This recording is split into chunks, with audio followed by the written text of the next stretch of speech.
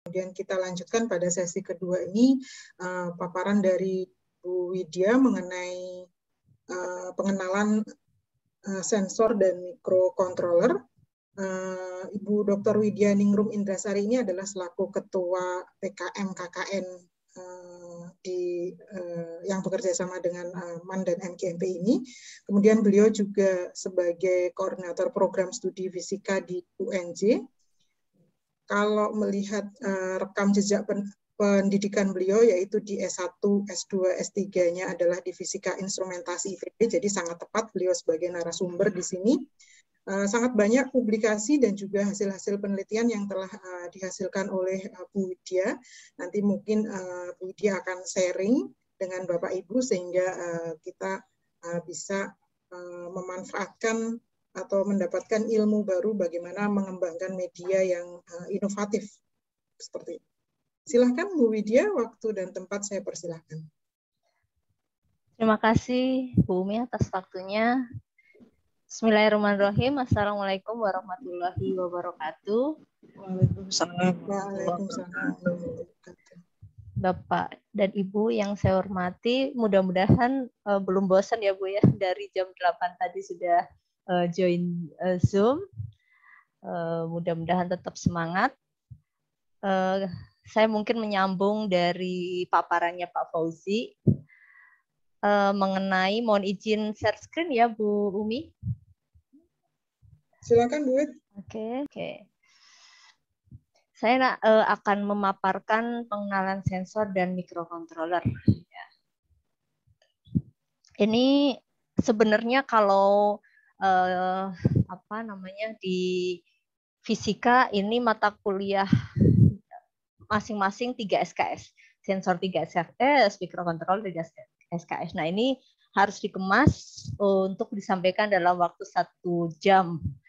Makanya ini saya beri judul pengenalan. Kalau pengenalan itu berarti hanya kulit-kulitnya saja begitu ya.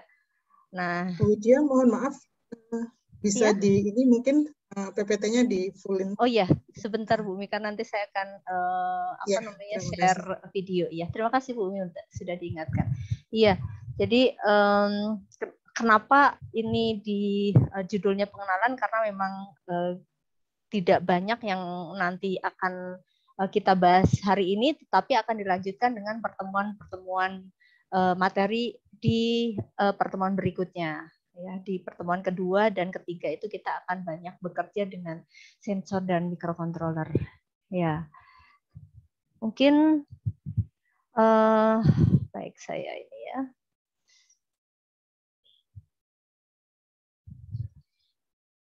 Nah, sudah terlihat Bu Umi? Sudah tersum ya. Baik.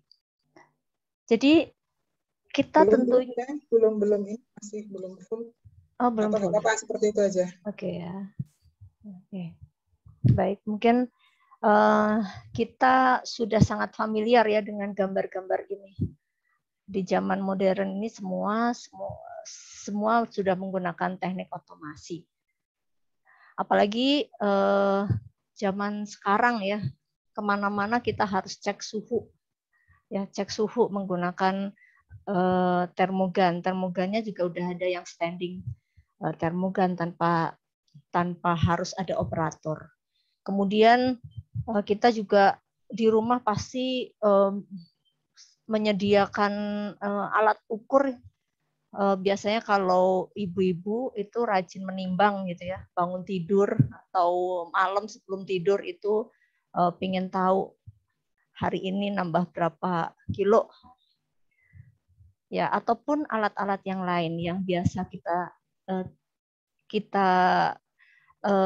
temui di laboratorium kita, misalkan ada multimeter, kemudian ada jangka sorong, kemudian ada mikrometer skrup, kemudian ada mungkin ini agak jarang ya, ini adalah flow meter, kemudian ada intensity meter, kemudian kalau misalkan di rumah juga saya yakin Bapak dan Ibu ada yang sedia ini ya, tensimeter.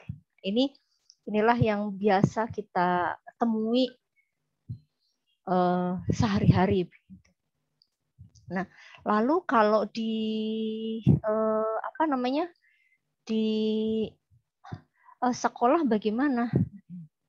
Kebetulan ini meskipun saya tidak berpendidikan tapi sedikit berilmu, ya mencuplik kalimat Bu Umi, ini saya juga membimbing beberapa mahasiswa yang penelitiannya itu membuat alat peraga. Ya, ini saya tampilkan sedikit videonya saja. Misalkan ketika kita di kelas ingin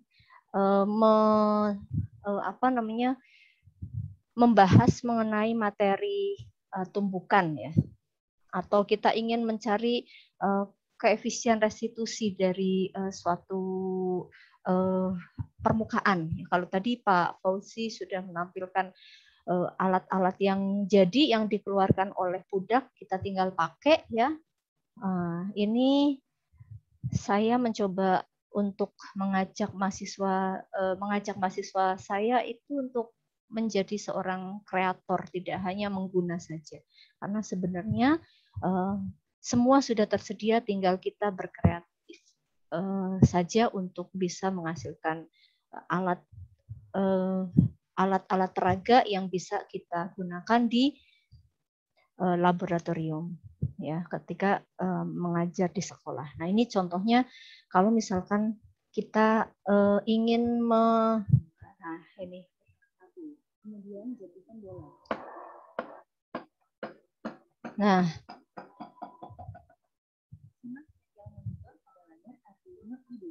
salin data ke template Microsoft Excel. Agar isi dua. Nah, format menjadi tempel data. Kemudian pilih menu data, text kolom, next, other, isi. Nah, di video ini nanti kita bisa mendapatkan grafik, ya. Maaf, ini grafik.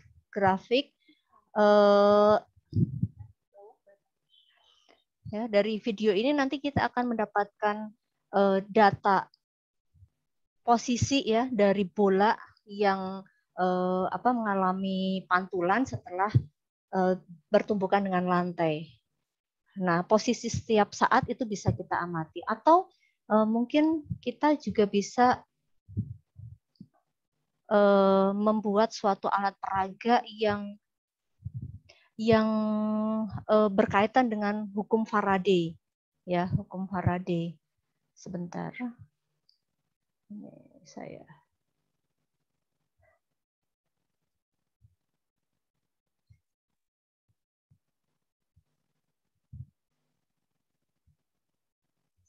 Nah, smartphone dengan memutar sebelum, kemudian kencangan petik pada penyangga kumparan. Pastikan kumparan terpasang dengan sempurna agar kumparan tidak terjatuh saat digunakan. 10. Pasang smartphone yang sudah terinstall aplikasi Paybox pada penyangga smartphone bagian atas. Smartphone ini digunakan untuk mengukur medan magnet awal. 11. Pasang akrilik tabung pada penyangga akrilik sasaran jatuh magnet agar magnet masuk. Saya percepat saja. Nah,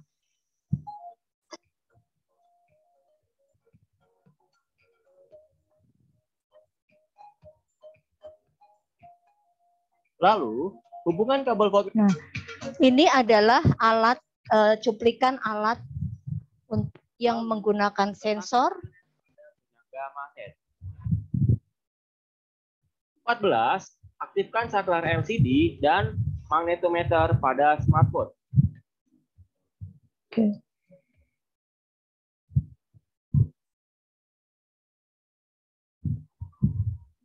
Mohon maaf, ini ada kendala sebentar. Ya.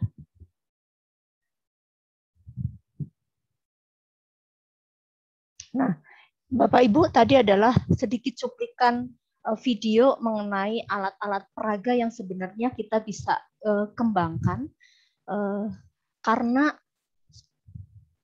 komponen-komponennya sudah tersedia secara bebas ya. Bahkan tadi di video yang kedua itu menggunakan smartphone ya. Kenapa? Karena di dalam smartphone sendiri itu ada yang namanya sensor ya. Nah, lalu mungkin kalau kita lihat wah tadi kok susah gitu ya. Itu kan bukan fisika. Itu kan harusnya elektronika. Nah, kita harus pahami sensor itu apa? Mungkin Bapak Ibu ada yang pasti sudah mendengar ya atau sudah pernah menggunakan sensor. Ya menggunakan pasti tapi melihat gitu. Apakah ada yang paham sensor ini sebenarnya berkaitan tidak dengan fisika? Definisinya apa Bapak Ibu sensor ini?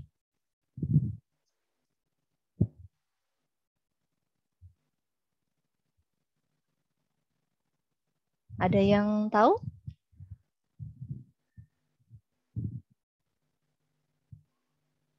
Silakan.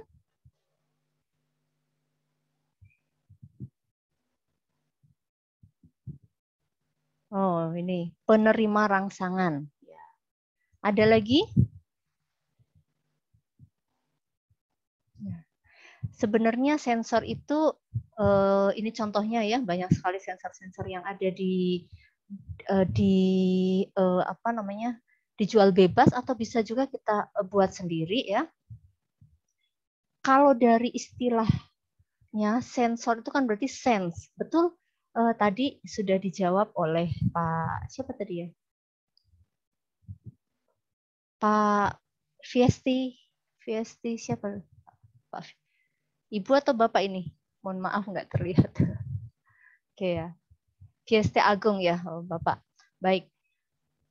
Iya, dari akar katanya sensor itu kan berarti sense, berarti alat yang digunakan untuk menerima rangsang, ya.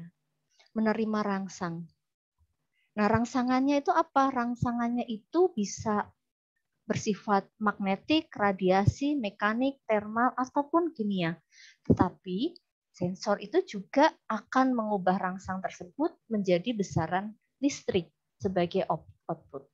Nah, kalau dari definisinya sendiri, ya kan terlihat ini, oh semua besarannya adalah besaran fisika. Berarti sebenarnya sensor ini fisika sekali. Sensor merupakan fungsi input yang menerima stimulus, kemudian merespon dengan sinyal listrik.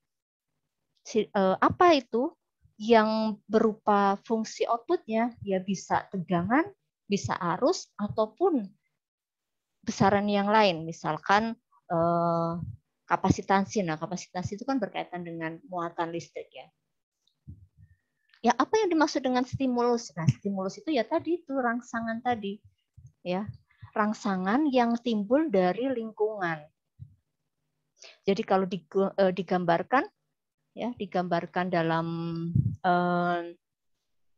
ini skema, sensor itu menerima rangsangan dari lingkungan berupa magnetik, kimia, radiasi, mekanik, termal, dan besaran yang lain, kemudian nanti diolah supaya menjadi fungsi output berupa tegangan atau arus atau muatan listrik atau besaran listrik yang lainnya. Itu. Nah, ini kenapa disebut direct sensor ya? Karena memang nanti ada yang tidak direct, ada yang kompleks sensor. Ya. Nah, tadi jenis stimulusnya bisa kita kategorikan menjadi ini besaran-besaran yang sebenarnya setiap kita mengajar itu kita sampaikan kepada siswa kita. Magnetik misalkan permeability atau medan magnetik atau flux magnetik, atau mungkin ketika kita mengajarkan mengenai termometer ya, berarti besarannya ada besaran atau stimulusnya itu thermal ya, ada thermal conductivity, ada suhu, ada specific heat, calor jenis gitu ya. Kemudian tadi Pak Fauzi memberi contoh misalkan gerak jatuh bebas. Berarti stimulusnya apa? Stimulusnya adalah posisi. Bisa berupa posisi linear maupun posisi sudut. Bisa juga percepatan ya, percepatan, atau bisa gaya, atau bisa tekanan, bisa strain, massa, density, dan lain-lain. Jadi semua stimulus itu ya besaran yang sebenarnya sudah kita ajarkan di kelas, gitu ya. Nah, kalau tadi ada direct sensor di mana stimulus yang berupa rangsangan dari lingkungan tadi diubah menjadi sinyal listrik dengan cara konversi energi ya, konversi energi ke energi listrik. Itu direct sensor. Tetapi tidak semua sensor seperti itu. Ya, ada sensor yang memang tersusun dari beberapa bagian kemudian baru direct sensor. Nah, itu yang namanya kompleks sensor. Nah, sebelum masuk ke direct sensor, rangsangan ini akan masuk ke transducer. Transducernya bisa satu atau bisa banyak. Baru ke direct sensor. Nah, transducer itu apa? Transducer adalah suatu alat yang berfungsi untuk mengubah satu jenis energi menjadi energi yang lain. Ya, contohnya kalau misalkan kita menggunakan, contoh yang gampang adalah kita menggunakan mikrofon gitu ya. Nah, itu kan ada pengubahan energi ya.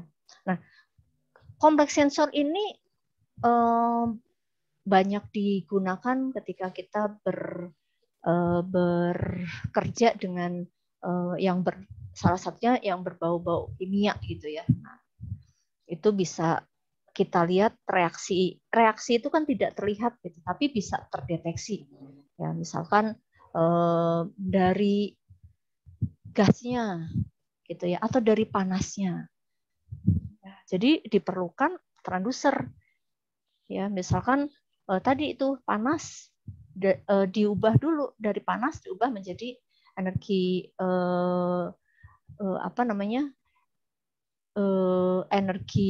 reaksi tadi diubah menjadi energi panas, kemudian panas akan dideteksi oleh sensor temperatur misalkan seperti itu ya. Nah, sensor sendiri bisa diklasifikasikan menjadi sensor pasif dan sensor aktif ya. Pasif itu karena sensor itu terdiri dari dua bagian, yaitu ada elemen sensor dan dan rangkaian pengolah sinyalnya ya, maka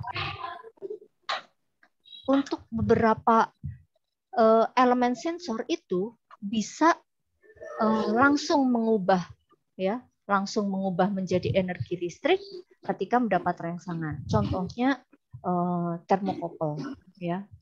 Termokouple itu kan sebenarnya terdiri dari dua buah logam yang berbeda kemudian dihubungkan ya, kemudian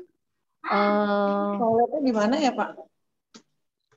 Mohon maaf bocor panitia, tolong. Oke, terima kasih ya.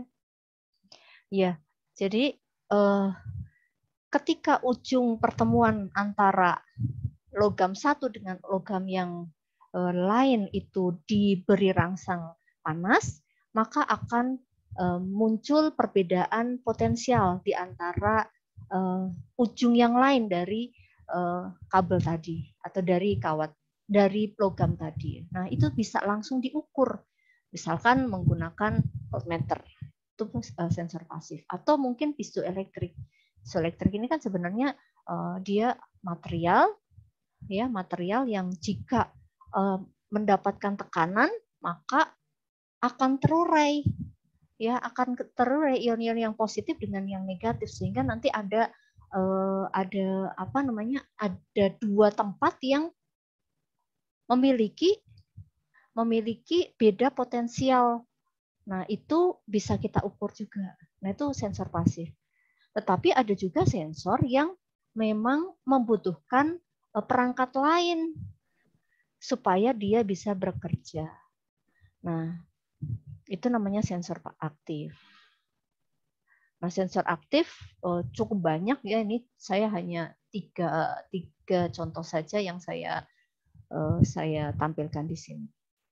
Ya, ada thermistor, ada resistive strain gauge, ada juga sensor flux gauge. Nah, itu nanti secara teorinya ada ya.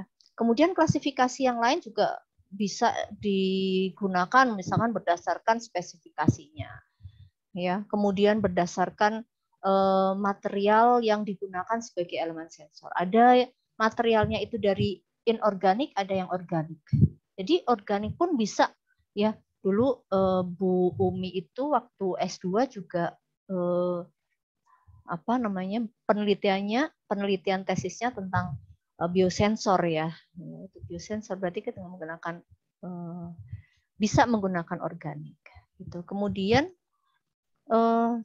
sensor juga bisa diklasifikasikan berdasarkan mekanisme konversinya. Ya, tadi kan konversinya dari apa menjadi apa, dari termoelektrik atau fotoelektrik atau elektromagnetik atau termoelastik dan lain-lain. Bisa juga biologi dan kimia, ya, fenomena kekimiaan atau biologi ini juga bisa. Nah, atau bisa diklasifikasikan berdasarkan aplikasinya. Ya, cukup banyak, sangat banyak. Nah, jadi tadi kalau kita bicara tentang sensor, sebenarnya di dalam sensor itu ada dua bagian ya, ada elemen sensor dan ada pengolah sinyal. Nah, elemen sensornya inilah yang merupakan material yang paling sensitif terhadap besaran apa yang akan dideteksi atau rangsangan apa yang paling sensitif ya ditangkap oleh si sensor tersebut.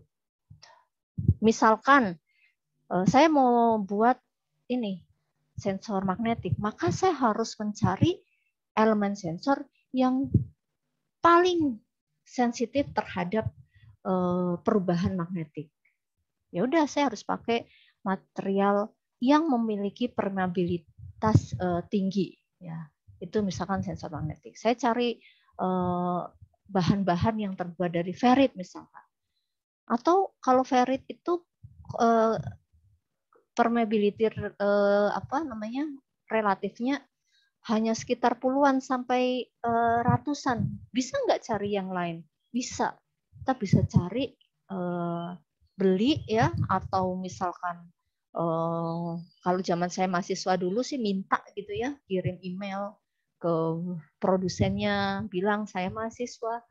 Nah, itu dikasih itu material-material sensor yang memang kita pakai, dan itu mintanya biasanya ke luar negeri ya, itu free. Nah, kemudian ada elemen sensor, ada juga pengolah sinyal. Pengolah sinyal itu apa? Pengolah sinyalnya adalah rangkaian elektronika yang berfungsi untuk mengolah hasil deteksi elemen sensor tadi menjadi sinyal listrik. Ya kan tadi ada yang tidak bisa langsung terdeteksi. Maksudnya dia butuh daya dari luar. Berarti kita harus pakai rangkaian listrik tambahan. Tapi ada juga yang sebenarnya diukur bisa langsung pakai pakai multimeter digital atau pakai multimeter analog, akan kelihatan berapa perubahannya. Tetapi jika kita ingin menggunakan sensor tersebut dalam otomasi atau digitalisasi, kita butuh pengolah sinyal. Nah, pengolah sinyal ini terdiri dari apa saja? Kita kan tahu ya bahwa rangkaian elektronik itu banyak sekali. Fungsinya ada yang bisa jadi filter, ada yang jadi rangkaian penguat. Penguat itu kenapa? Karena kan sinyal yang kita ambil dari lingkungan, yang si sensor tadi sense dari lingkungan itu biasanya ordernya sangat kecil ya, milivolt atau miliampere. Nah, itu dia perlu penguat. Kemudian perlu juga rangkaian penyangga dan lain-lain. Nah, ini mungkin contoh ya, contoh sensor yang banyak sekali tersedia secara online ya. Ini ada sensor effect Hall yang bisa digunakan untuk mengukur medan magnet. prinsip yang digunakan sederhana, Bapak Ibu pasti ketika kita mengajar apa ya, apa itu, hukum Lorentz ya, ada arus ya, kemudian yang dilewatkan dalam medan magnet ya, maka akan ada pembelokan ya, akan ada pembelokan muatan. Ini yang kemudian prinsipnya digunakan dalam sensor efek Hall ya. Jadi kalau misalkan ada pelat, ini pelat ya, ini pelat, kemudian ini kita alirkan arus ya dari sumber tegangan, ini gampangnya pakai baterai gitu, sehingga ada arus yang mengalir ya, ada elektron di sini. Nah, kemudian karena ada medan magnet ya, medan magnet ini adalah medan magnet lingkungan yang akan kita ukur, maka si elektronnya ini akan mengalami pembelokan ya, sesuai dengan kaidah tangan kanan. Nah, sehingga nanti akan ada perbedaan konsentrasi antara ujung-ujung tadi kan belok ya. Nah, antara ujung-ujung logam ini akan ada perbedaan konsentrasi yang membentuk beda potensial. Nah, beda potensial tadi itulah yang kemudian kita ukur sebagai tegangan keluaran dari si sensornya tadi, yang berkorelasi dengan besarnya medan magnet dari lingkungan atau medan magnet yang melewati lempeng ini ya. Ini prinsipnya. Lalu harus dipilih material yang bagaimana ya. Di sini ada yang namanya konstanta Hall. Setiap material mempunyai konstanta Hall yang berbeda-beda. Nah, itu nanti akan diambil ya, material yang paling tinggi, konstanta Hall-nya akan dipindahkan ke sini menjadi elemen sensor. Ya. Nah, ini di sini ya, ini adalah tampilannya seperti ini. Ini kalau misalkan kita membeli ya, kemudian kita buka, lihat di datasheet-nya, oh ternyata ini ada materialnya. Nah, kemudian bagian yang kedua adalah pengolah sinyalnya. Nah, pengolah sinyalnya yang mana ya? Inilah pengolah sinyalnya. Ya, dia perlu ada penguat, kemudian ada buffer, ada filter yang tadi itu ya. Nah, membentuk suatu rangkaian yang compact ya, kemudian dibuat packagingnya kecil. Nah, kenapa bisa kecil ya? Karena sekarang teknologi manufakturin material itu sudah sangat canggih ya. Kita kenal ada nanoteknologi yang memungkinkan kita membuat material-material semikonduktor itu dalam bentuk yang sekecil mungkin. Ini sensor efek Hall. Nah, yang lain mungkin apa? Ini sensor magnetik yang digunakan untuk mengukur medan magnet dengan kalau kita di kelas itu kan misalkan mau mengukur medan magnet akibat penyimpangan ini ya, penyimpangan kalau ada kita punya kabel, kemudian kita beri arus, maka kan ada medan magnet di sekitar kawat kumparan tersebut atau kabel tersebut. Nah, itu kan medan magnetnya kecil. Nah, ketika butuh medan magnet kecil, maka kita juga kita memerlukan alat yang memiliki sensitivitas lebih tinggi. Ya. Ada nggak di luaran? Ada. Di luaran bisa kita beli. Ya, untuk sensitivitasnya yang kira-kira nano Tesla ya, nano Tesla. Nah, kalau Gauss meter itu biasanya ukurannya masih ribuan Gauss, tapi kalau kita sudah butuh yang nano Tesla, itu harus pakai yang namanya magnetometer. Ya. Kalau kita buat bisa nggak? Bisa. Nah, tadi harus ada syaratnya, harus ada ini elemen sensor dan ada pengolah sinyal. Ini contoh dari pengolah sinyalnya. Atau yang lain juga bisa. Ini pengolah sinyal juga. Ini elemen sensor juga. Ya, ini tadi bahasan tentang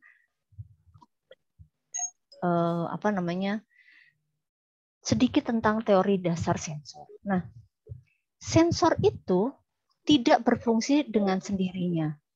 Dia biasanya merupakan bagian dari sebuah sistem akuisisi data yang terdiri dari berbagai macam detektor.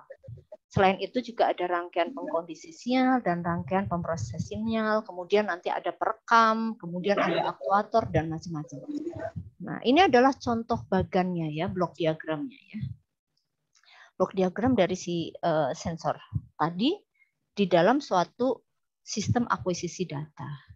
Nah, kalau kita lihat ini contohnya apa sih? Contohnya macam-macam. Misalkan kita ingin mengobservasi tubuh kita atau mungkin mengobservasi mobil kita misalkan ya. Nah, sensornya bisa diletakkan menempel terhadap objek dan bisa juga tidak menempel.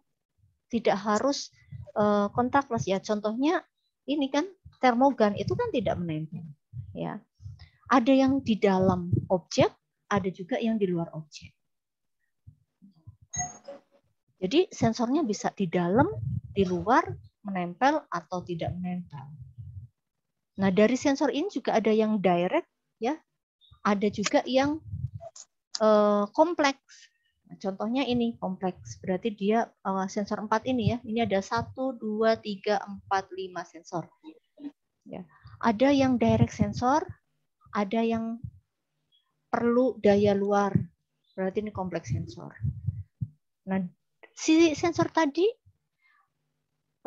akan memberikan data berupa tadi kan rangsangan yang dihasilkan oleh stimulus yang dihasilkan oleh si objek ini akan terdeteksi oleh sensor, tapi sensor ini tidak bisa bekerja tanpa disuruh.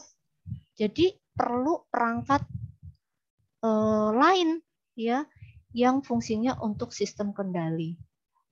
Nah, misalnya komputer. Nah, kemudian ini nyuruh ya ke si sensornya untuk ayo ambil stimulus. Kemudian hasil dari tadi hasil pengukuran oleh sensor tadi akan dikirim kembali ke komputer, tetapi melalui beberapa tahapan. Ya, melalui beberapa tahapan. Nah, ini dia harus karena sensor ini menghasilkan besaran-besaran analog, ya, besaran-besaran analog. Sementara kalau di sistem kendali kita dia hanya membaca data biner 010101. Nah, sementara ini adalah data analog, data yang berupa angka, ya kan? Misalkan 2 volt, 3 volt, 1,5 volt itu tidak terbaca oleh komputer langsung, maka dia harus dikonversi dulu. Ya, dikonversi oleh yang namanya analog to digital converter. Nah, ini karena kalau datanya banyak, maka harus ngantri. Sarana mengantrinya lewat multiplexer. Nah, jadi nanti semua sensor ini hasilnya suruh lewat ke multiplexer, kemudian satu-satu dikirim, dikonversi dulu ke biner, lalu dikirim ke komputer, dan komputer tadi akan mengolah, hasilnya akan ditampilkan lewat monitor laptop kita, atau mungkin lewat LCD, atau lewat LCD HP kita, seperti itu. Nah, itu ya. Jadi sebenarnya sebuah sensor ini bisa kita gunakan langsung, tetapi kalau misalkan di digitalisasi, diotomasi, itu membutuhkan suatu perangkat atau sistem kendali. Ya, apakah hanya komputer saja yang berfungsi sebagai sistem kendali? Nah, ternyata komputer memang kita ketahui ya bisa mengendalikan berbagai macam, mengoperasikan berbagai macam, tetapi kita juga ada yang lain ya. Ya. Kenapa sih komputer tadi bisa menjadi suatu sistem berfungsi sebagai kendali? Karena dia punya ini kan, dia punya CPU dan punya juga dilengkapi dengan sebuah board ya. Nah, kita paham lah ini ya. Kita paham dari zaman dulu kuliah itu kan kita kenal ada CPU ya. Itu tolong CPU-nya diambil. Nah, CPU itu sebenarnya adalah Control Processing Unit ya. Bayangan kita yang namanya CPU itu satu casing itu ya, komputer itu, padahal CPU itu sebenarnya ini prosesor. Kalau misalkan kita sekarang ditanya laptopnya pakai Intel berapa? Pakai Core i7. Nah, itulah yang disebut sebagai CPU atau prosesor pengendali. Karena dia bentuknya kecil, maka dibuat atau disebut sebagai mikroprosesor. Isinya apa sih pengendali ini atau mikroprosesor ini? Ini sebenarnya isinya jutaan transistor. Transistor juga kita pelajari di dalam elektronika, di dalam fisika salah satu materi di fisika dasar ya, transistor. Di dalam prosesor yang berukuran mikro ini terdiri dari jutaan transistor yang dibuat dalam satu chip ya, kompak. Kenapa bisa buat dalam satu chip itu? Karena transistor itu kan sebenarnya terbuat dari semikonduktor. Nah,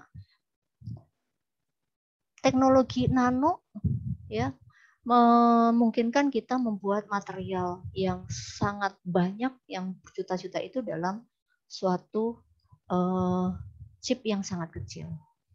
Nah, jadi nanti Bapak Ibu jangan salah lagi ya kalau misalkan kita ingin meminta siswa ambilkan CPU. Nah, CPU itu biasanya ya, ini kalau di sini ya, diletakkan di dalam suatu mainboard. Nah, yang dimaksud dengan CPU itu hanya yang kecil ini. Jadi mulailah untuk mengubah istilah, jangan menggunakan istilah CPU ya. Karena CPU itu sama dengan mikroprosesor. Gitu. Nah, di dalam ini ya, di dalam CPU tadi itu ini yang ukurannya kecil, nih saya perbesar. Ini dia fungsinya untuk apa saja? Nah, fungsinya adalah untuk memproses atau sebagai pengendali utama. Nah, pengendali utama berarti dia akan mengoperasikan semua perintah itu dalam biner. Jadi nanti operasinya ada yang aritmatik, tambah-tambahan, pengurangan, begitu ya. Tapi ada juga yang logika. Ya, makanya kalau kita bagi mikroprosesor itu atau kita lihat sebenarnya fungsinya ada 3, yaitu ini ada ini untuk mengolah aritmatika dan logika, kemudian ini untuk menyimpan, dan ini untuk kendali, ya, sistem kendalinya kecil ini. Nah, lalu kalau misalkan kita punya prosesor, apakah bisa bekerja sendiri? Tidak, ya. Karena prosesor itu membutuhkan perangkat lain, yaitu memori dan jalur keluar masuk, ya. Jalur yang menghubungkan antara si sistem tadi dengan lingkungan sekitar yang namanya unit input output. Ya, jadi seperti ini. Jadi kalau misalkan kita lihat ini mainboard inilah yang disebut dengan sistem mikroprosesor, di mana di sini terdiri dari CPU dan dilengkapi dengan input output, ya. Input outputnya mana ini nih? Di sini ada external port gitu. Kemudian ada memori. Inilah yang kemudian disebut sebagai sistem mikroprosesor. Nah, menggunakan ini kita bisa mengendalikan banyak hal, ya. Tapi harus dipahami bahwa bahasa yang digunakan dalam mesin itu akan berbeda dengan bahasa sehari-hari kita, sehingga butuh yang namanya pemrograman. Ya. Nah, lalu apa bedanya dengan mikrokontroler? Nah, kalau tadi mikroprosesor atau sistem mikroprosesor itu bisa kita umpamakan, ya ini laptop ini adalah sistem mikroprosesor ya, karena sudah ada displaynya dan monitor. Nah, lalu kalau mikrokontroler itu apa? Nah, kalau mikrokontroler ini sebenarnya dia komputer juga, tetapi ukurannya mikro. Ya, kalau tadi kita di dalam komputer itu butuh mainboard yang besar, di dalam mikrokontroler kita hanya butuh satu chip saja. Ini satu saja ini.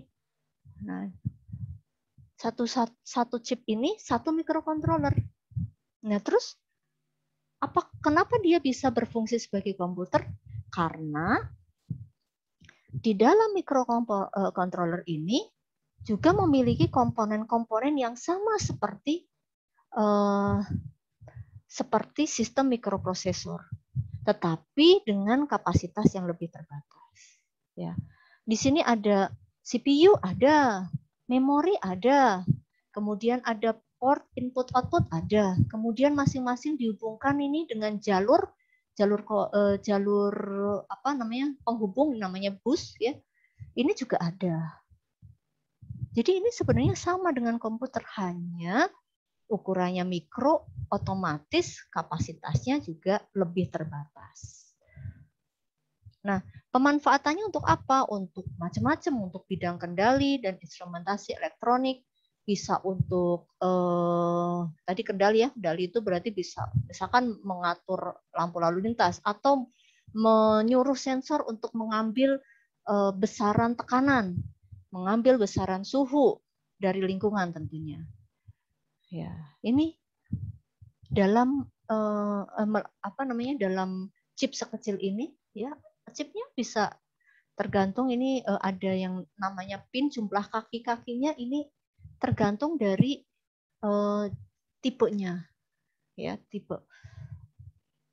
Nah, keuntungan menggunakan mikrokontroler ini tentunya karena memiliki banyak komponen yang terintegrasi, dia akan sesuai untuk tugas-tugas yang spesifik. Dan enaknya rangkaiannya itu sederhana. Kalau misalkan kita menggunakan kita hanya akan mengukur suhu saja, ya sudah kita pakai aja mikrokontroler yang nggak usah kompleks. Yang penting dia bisa sebagai pengendali ya, dan memiliki ADC ya untuk mengkonversi data analog sensor ke digital. Nah, ini beberapa contoh mikrokontroler ya. Ukurannya ini ada yang 3 cm, jumlah kakinya bisa dihitung ya. Kaki satu itu yang kalau ini kita lihat ada sedikit cekungan, maka kaki satunya di sebelah kirinya. Ya, dari sini kita hitung ada 1, 2, 3, 4, 5, 6, 7, 8, 9, 10, 11, 12, 13, 14 kali 2 ini 28. Ada yang 40, ada lagi yang bentuknya square dengan kaki yang lebih banyak, ada ya itu, dan produsernya juga banyak. Nah, untuk supaya si mikrokontrolernya tadi hidup atau berfungsi, maka kita butuh rangkaian minimum. Nah, rangkaian minimumnya itu sudah banyak tersedia di internet ya, kita tinggal ngambil. Bahkan ini kalau kita lihat ini ya, di sini blok-bloknya misalkan ini sudah dijelaskan di internet. Ini ada kaki 1 sampai 20, sebelah kiri, sebelah kanan ada 21 sampai 40. Nah, masing-masing kaki ini memiliki fungsi yang berbeda-beda. Ya, contohnya ini untuk yang port A ada kaki kaki ke 33 sampai 40 ini untuk ADC, untuk untuk mengkonversi input dari sensor dari analog menjadi digital. Berarti dengan menggunakan mikroprosesor ini microcontroller ini kita bisa menerima data dari 8 sensor yang berbeda, seperti itu ya. Semakin sedikit pinnya, otomatis dia juga semakin sedikit bisa menerima atau mengkonversi output dari sensor tersebut. Nah, kalau misalkan Bapak Ibu pingin ini membuat, apakah bisa? Bisa, tinggal pesan aja di internet misalkan. Nah, ini rangkaian sederhananya ya, rangkaian paling sederhana. Nah, tinggal nanti kita pasangkan mikrokontrolernya menjadi seperti ini dan sudah berfungsi. Sangat mudah sebenarnya. Ini rangkaian minimumnya. Nah, tadi ketika kita ingin memprogram atau ini kan tidak bisa bekerja dengan sendiri, maka kita perlu memprogram ya, menyuruh yang membuat suatu perintah kepada si microcontroller ini untuk bekerja. Karena bahasanya berbeda, maka kita menggunakan sistem antarmuka ya. Ini yang maksudnya adalah komunikasi ya, komunikasi. Kita menyuruh komputer untuk memberi perintah ke mikro. Nah, itu berarti kita sedang bekerja dengan yang namanya interface ya. Nah, interface ini bisa dari komputer ke komputer, bisa dari mikro ke komputer, tapi bisa juga dari komputer ke mikro. Ya, ketika misalkan tadi video yang pertama tadi itu kan dari mikro ke komputer. Ya, yang ngambil data adalah sensor dikirim ke mikro diolah, kemudian hasilnya ditampilkan dalam Excel. Nah, itu contoh dari antarmuka. Ya, ini saya tidak perlu bahas ya. Ada serial, ada paralel, ada juga pakai USB. Tapi kalau nanti yang akan kita gunakan di sini adalah ini mungkin ya. Saya skip karena waktunya sudah hampir habis ya. Kita nanti di pelatihan ini akan menggunakan mikrokontrolernya yang tertanam di dalam board Arduino. Ya, kenapa? Karena kita gunakan Arduino karena Arduino ini sudah kalau misalkan Bapak Ibu beli atau nanti kita akan sediakan itu satu board sudah ada mikrokontrolernya, sudah ada sudah ada rangkaian minimumnya, ya. Kemudian sudah ada jalur komunikasinya. Kita tinggal download IDE-nya tadi, ya, software untuk berkomunikasi tadi secara open source, bebas, gratis, dan kita tinggal manfaatkan. Ya. Nah, keuntungannya ini. Kenapa kita pilih Arduino? Bukan karena saya promosi, karena memang yang kita sediakan di pelatihan ini. Karena Arduino ini cukup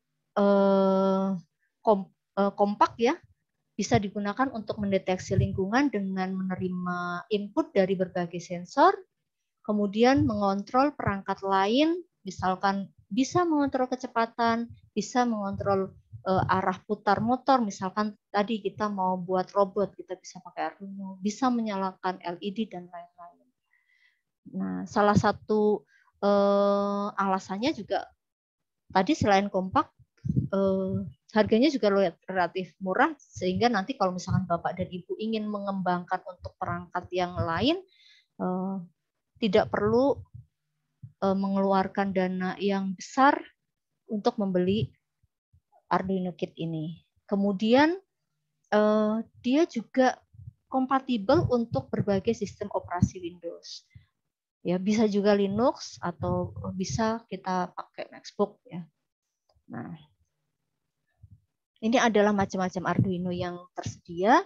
Nanti mungkin kita pakai Arduino Uno. Ya, mungkin itu Bu Umi. Nah, ini nanti kita akan kira-kira nanti kami akan sediakan board seperti ini ya, yang untuk diaplikasikan dalam pembuatan media pembelajaran fisika yang sederhana ya. Terima kasih atas perhatiannya. Saya kembalikan kepada Bu Umi, silahkan. Baik, terima kasih Bu Widya. Tadi sudah kita dengarkan bersama paparan dari Bu Widya mengenai pengenalan sensor dan microcontroller, basic-basic pengetahuan yang diperlukan nanti untuk pertemuan berikutnya mungkin ya Bu Widya, untuk mencoba langsung ya. Jadi silakan Bapak Ibu, barangkali ada yang ingin ditanyakan ke Bu Widya. Ini ada dari Pak Fiestio Agung Bu Wid di chat. Beliau menanyakan tentang mungkin bahasa pemrograman yang digunakan sehingga tidak menyulitkan siswanya. Seperti apa, Bu? Mungkin bisa dijawab dulu. Baik, iya. Iya, memang ini nanti kalau ini tujuannya kan sebenarnya pelatihan ini memberikan ini ya, keterampilan atau mengenalkan kepada Bapak dan Ibu bagaimana memanfaatkan yang sudah tersedia di pasaran yaitu sensor, dan nanti kita akan kontrol dengan microcontroller tadi ya. Dalam hal ini adalah kita pakai board Arduino ya. Nah, di situ bahasa pemrogramannya sebenarnya sih menggunakan bahasa ini ya, bahasa pemrograman tingkat tinggi, tapi cukup sederhana dan banyak sudah tersedia di secara online ya. Secara online sebenarnya sudah bisa dan bisa kita pelajari. Itu Bu Umi ya.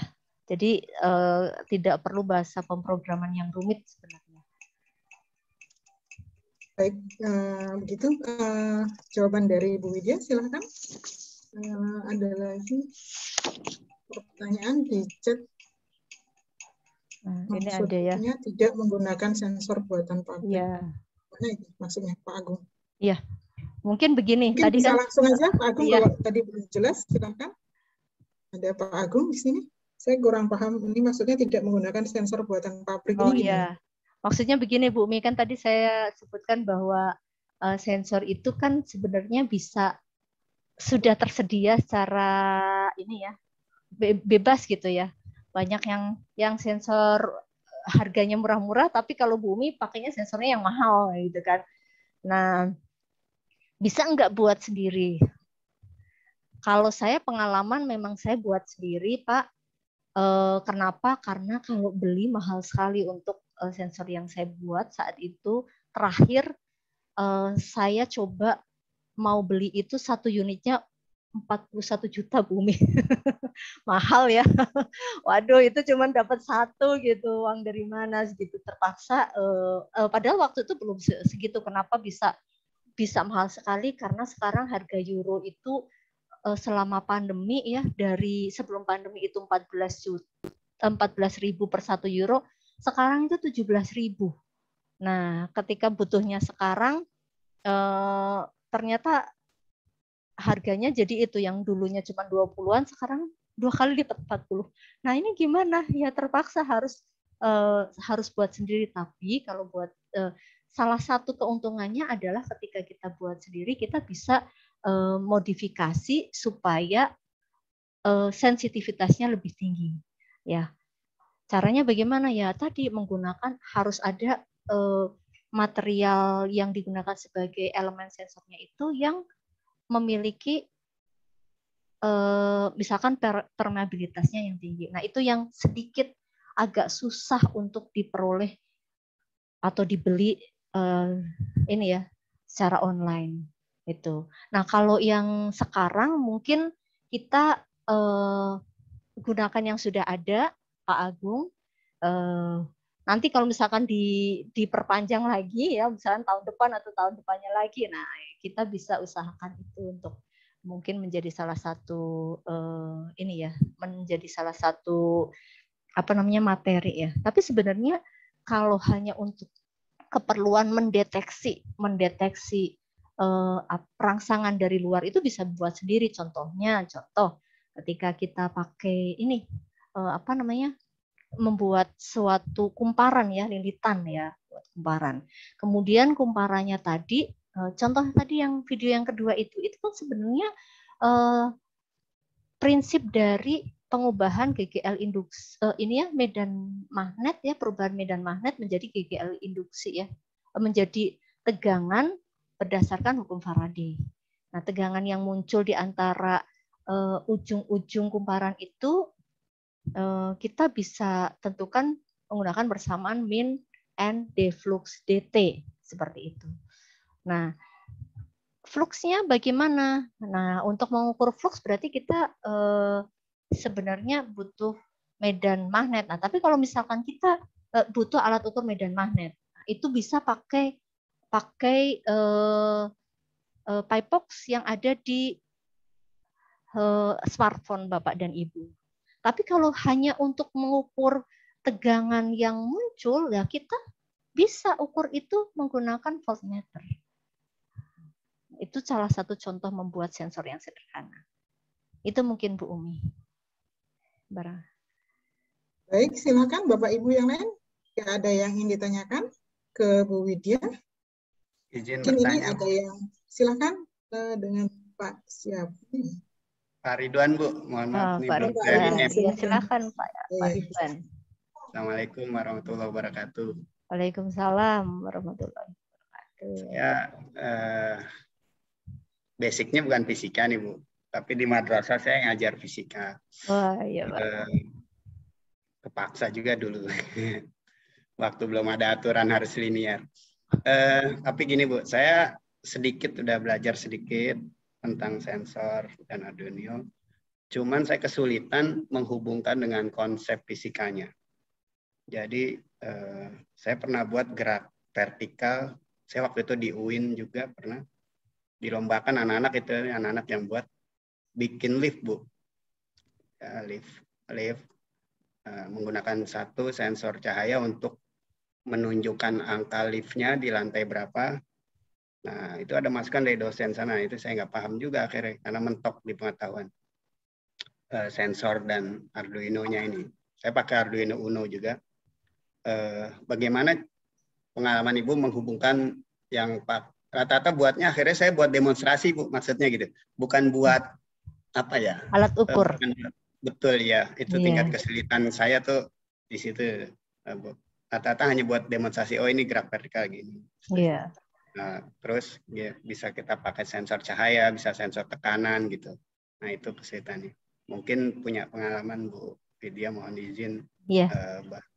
Itu aja untuk menghubungkan kalau yang konsep-konsep ini. Saya juga pernah gerak vertikal, pakai bikin tembakan-tembakan kayak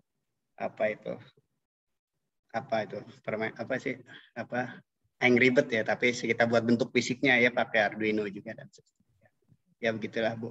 Tapi agak kita menghubungkan konsep untuk menampakkan, oh ini nilainya kalau ini segini sudutnya. Terima kasih, Bu. Assalamualaikum warahmatullahi wabarakatuh. Waalaikumsalam warahmatullahi wabarakatuh. Iya, sebenarnya ini menarik ya. Memang yang kita pakai itu atau yang misalkan ini contohnya kita datang ke suatu mall ya, Nah, si pintunya akan membuka tutup sendiri. Itu kan sebenarnya pakai sensor ya, Nah, di situ ada nggak visual berapa jumlahnya atau berapa jaraknya? Kan tidak ada ya. Nah, karena memang sebenarnya sensor itu dia tugasnya kan sense ya, dia hanya akan menangkap respon dari lingkungan dan kemudian dinyatakan dalam besaran listrik. Nah, kan besaran listrik itu tadi bisa kalau misalkan kalau digitalisasi, ini kalau nilainya segini berarti ada atau high jadi bernilai. gitu kan. Jadi alatnya atau pintunya akan membuka seperti itu. Nah, tapi sensor ini juga bisa digunakan sebagai alat ukur, walaupun sensor tidak sama dengan alat ukur, gitu. Ya, sensor ini tugasnya bukan sebagai alat ukur, tapi bisa kita pakai sebagai alat ukur. Nah, itu harus kita lakukan beberapa tahapan. Salah satunya adalah pembandingan keluaran sensor dengan alat ukur yang mau kita maksudnya alat ukur dari besaran itu. Misalkan seperti ini. Misalkan tadi kalau misalkan kita gunakan medan sensor magnetik, nah keluarannya itu kan sebenarnya tegangan saja kan. Nah, terus kan kita tidak familiar dengan tegangan. Kita maunya si sensornya tadi bisa menyatakan segini Tesla atau Gauss, ya kan? Begitu kan ya Pak ya yang dimaksud ya kan? Nah, 5 volt ini berapa Gauss atau berapa Tesla? Nah, berarti kita lakukan satu step berikutnya yaitu karakterisasi sensor. Ya, apa itu panjang, tapi intinya adalah kita harus mengukur kondisi tersebut dengan sensor dan dengan alat ukur, ya, dengan alat ukur. Misalkan alat ukurnya kalau misalkan tadi magnetometer kita nggak punya, Gauss meter nggak punya, ya udahlah sementara kita pakai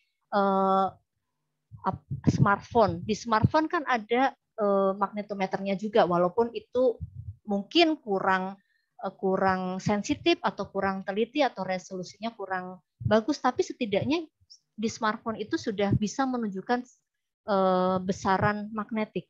Nah, kita lakukan karakterisasi mengukur di objek atau kondisi menggunakan dua alat tersebut.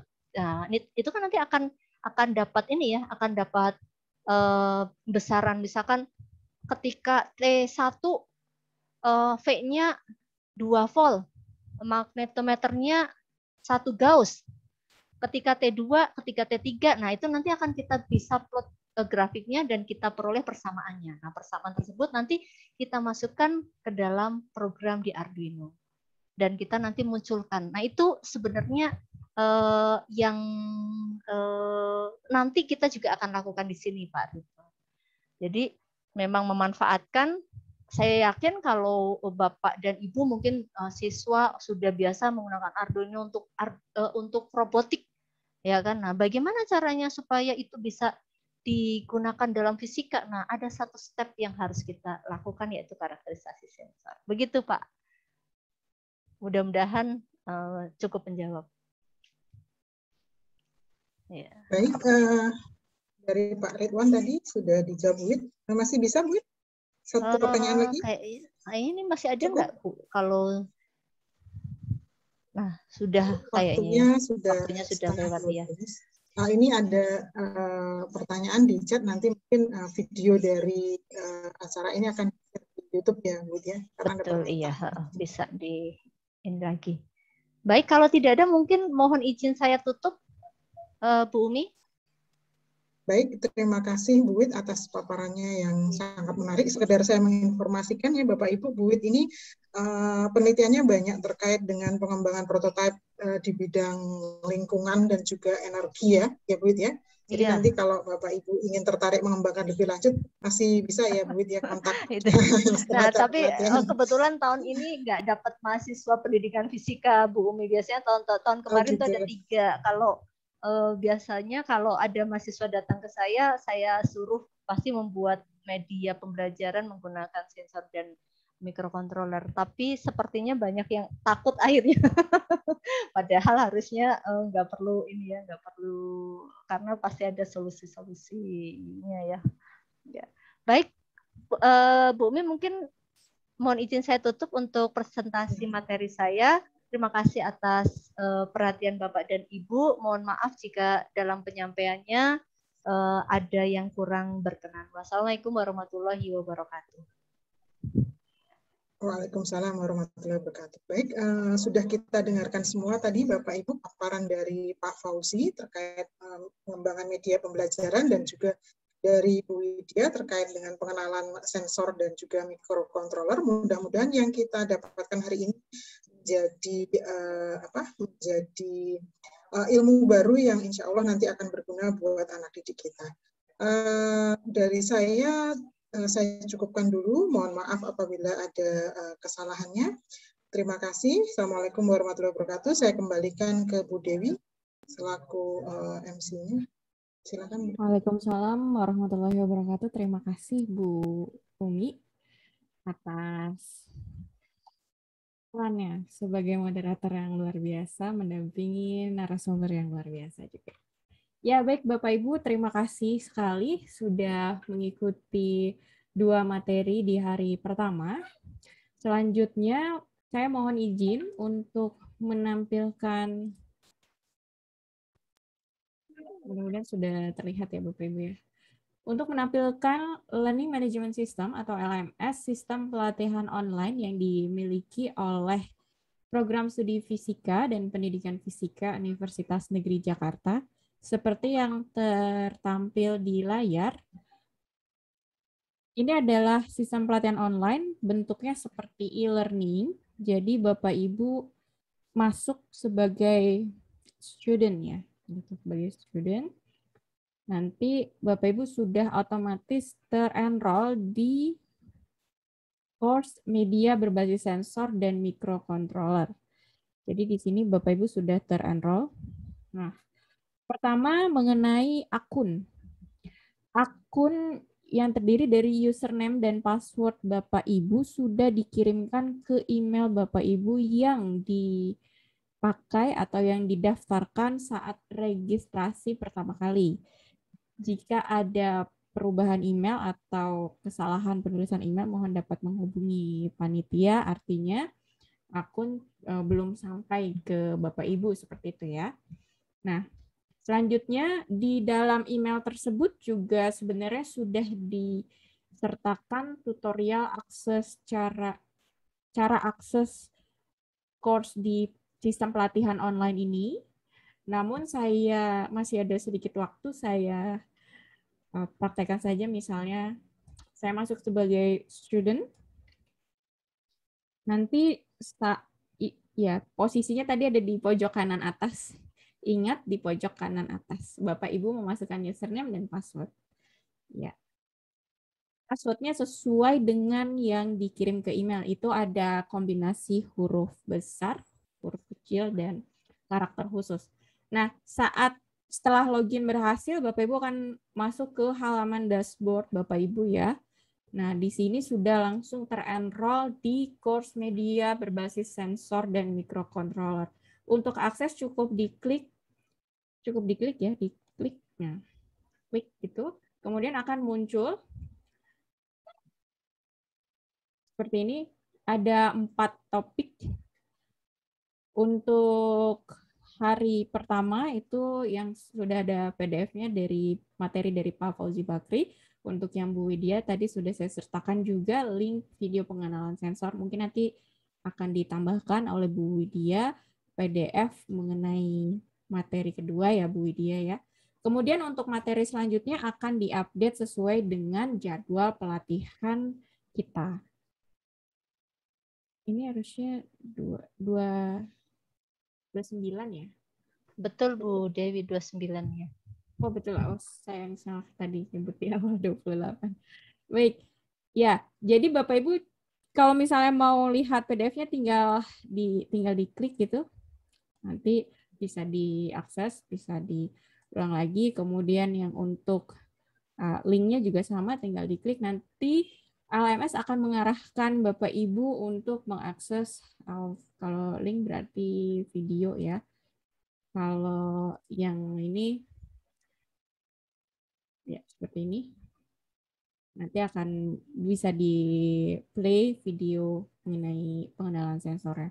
Kemudian yang untuk file PDF itu bisa klik save as bergantung dari browser Bapak Ibu yang di laptop ya. Jadi bisa untuk beberapa browser itu langsung download, beberapa browser langsung play plugin Adobe-nya.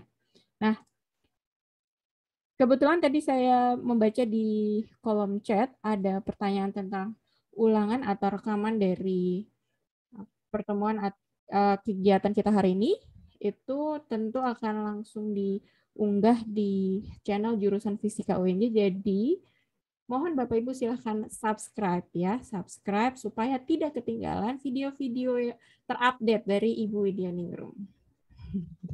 Dari Ibu Widya semua berarti. Ya. Nanti materinya tentu video rekamannya akan kami olah dulu, kami pisahkan mungkin ya Bu Widya ya dari video pembukaan kemudian video materi supaya lebih nyaman memplay ulang gitu di YouTube. Jadi kalau Bapak Ibu search di YouTube, kolom search YouTube jurusan Fisika UNJ maka akan muncul pencarian teratas seperti ini, silakan di-subscribe. Untuk linknya akan di-update di LMS. Kemungkinan paling cepat mungkin nanti sore atau nanti malam karena perlu proses dulu ya Bapak Ibu ya. Harap bersabar. Baik, itu tentang LMS dan YouTube. Nanti akan ada isian-isian akan disampaikan di WhatsApp grup. Mohon maaf Bu Dewi, mungkin ditambahkan kalau ada tugas itu karena kan dari sini nanti mungkin ada yang harus diselesaikan gitu ya tagihan-tagihan itu bagaimana? Oh ya, jika ada tagihan-tagihan yang harus diselesaikan nanti misalnya di sini sebentar saya update dulu contohnya. Bentar ya, Bapak Ibu. Sabar, ini ujian. Oke. Saya contohkan di course yang lain ya, supaya tidak mengganggu. Nah, misalnya ini. Nah, nanti Bapak Ibu misalnya ada tugas, nah ini, tugas. Atau tagihan. Kalau tugas berarti harus dikerjakan, kalau tagihan berarti harus dibayar.